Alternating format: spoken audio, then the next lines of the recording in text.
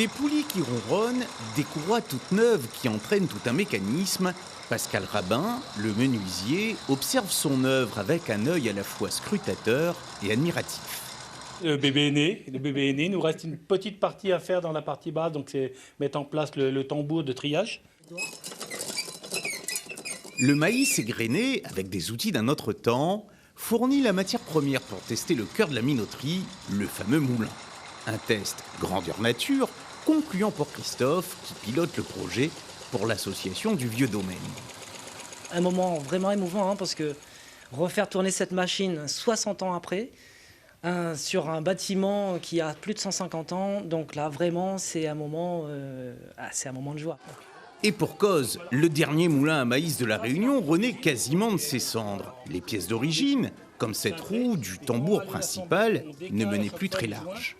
Celle-ci, elle est vraiment au bout du rouleau qu'on ne peut plus du tout l'utiliser, quoi. Donc c'est pour ça qu'on en a refait une neuve, en gardant l'esprit des bois qui sont cloués en décalé. Donc comme là, pareil, les bois sont cloués en décalé de manière à faire un cercle avec des petites planches. Des pièces spécialement recréées sur mesure, mais ce n'est pas tout. Pascal doit encore les assembler correctement et trouver les bons réglages.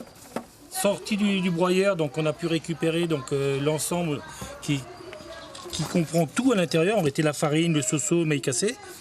Et on va passer sur le tambour avec les filtres pour déterminer lesquels filtres qui sont corrects pour nous. C'est sur place qu'on voit, on essaye, on teste, on voit s'il faut changer les tamis de place, s'il faut par exemple prendre du tamis un peu plus gros pour avoir des moutures un peu différentes.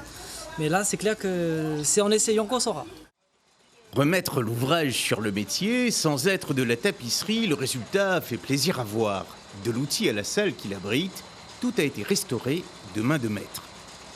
On a commencé les travaux le 15 juin 2022, donc jour pour jour, 15 juin 2023, les travaux sont quasiment terminés.